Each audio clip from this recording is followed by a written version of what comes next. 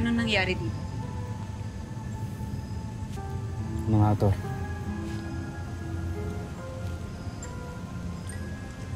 Mahal na sangre. Lakan. Ano't kinakalaban niyong kagustuhan ng mga Retre?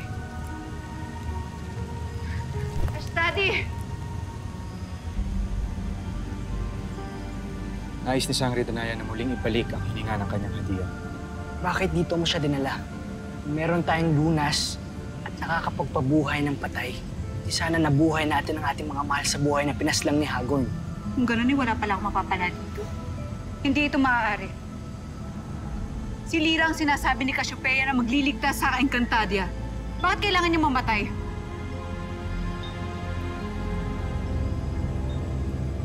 Ay, ang sinasabi mo, mahal na Sangre. Merong isang maaaring paraan para mailigtas ko ang inyong kasama. Ngunit ito ay lubhang mapanganib. Bakit mapanganib? Makinig kayo. Minsan ang may hinirang si Emre na tagapagligtas. Ngunit ito ay pinaslang ng Bathalumang Ether bago pa man ito magawa ang kanyang layunin. Dahil sa pangingialam ng Bathaluman, naghandog si Emre ng paraan upang makabalik sa mundo ng mga namumuhay ang sinumang gusto niyang iligtas. Anong paraan? Gamit ang gintong binhi. Ang butil na nakakapagpabuhay. Ngunit nalaman nito ni Ether, kaya't ninakaw niyang binhi at tinago ito sa mapanganib na laberinto ng balbal. Balbal?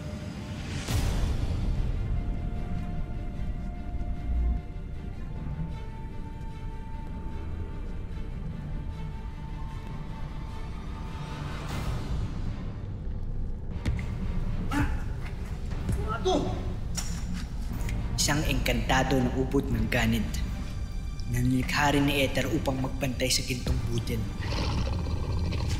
Sino ka? Mira sa akin! Masasag ka! Mira! Mira sa akin! Ang sino mang pumasok sa kanyang laberinto at magtangkas dito ay kanyang pinapatay.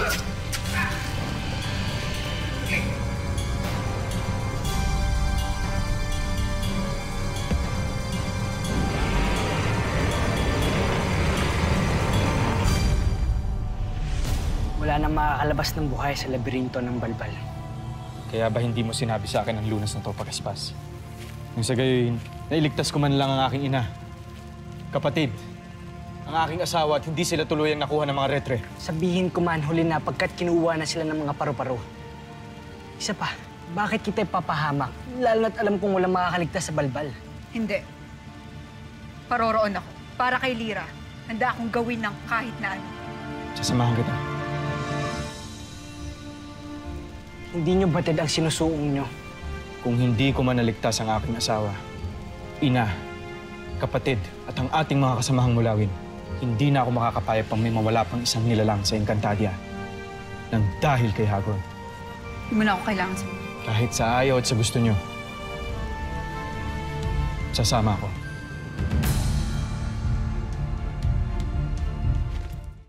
Hindi mo alam ang iyong winiwika-alakan. Mahal na Sangre, papahamak lang kayo. Kahit na ako'y mabigo, susubok pa rin ako. Kahit makuha niyong gintong binhi, wala pa rin katiyakan na mabubuhay niyo ang dalagang niyan. Lalo't ang kaluluwa niya ay harap sa mga pagsubok. Anong ibig mo sabihin?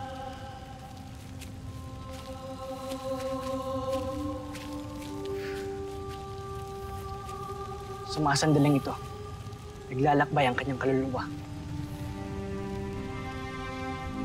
Iniwala ako na gagawin ni Lyra ang kahit na ano para makabalik sa mundo ng mga nabubuhay. Kung hindi man para sa kaligtasan ng Encantadia, para man lamang makasama muli ang kanyang ina. Kaya't gagawin ko ang lahat ng aking magagawa upang tulungan siyang makabalik dito. Pagaspas. Saan ko matatagpuan ang laberinto ng balbal? Yamang hindi ko na kayo mapipigilan pa.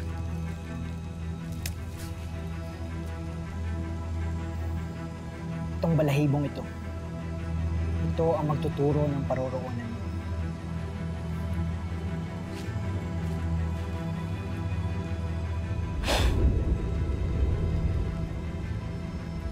Tayo na, mahal na Sangre.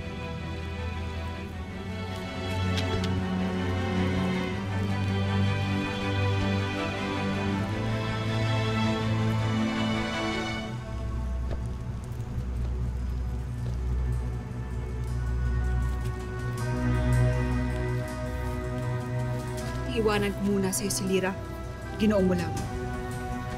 Huwag mong hahayaan na kunin siya ng mga parapara. Takot ako sa maaaring mangyari sa inyo.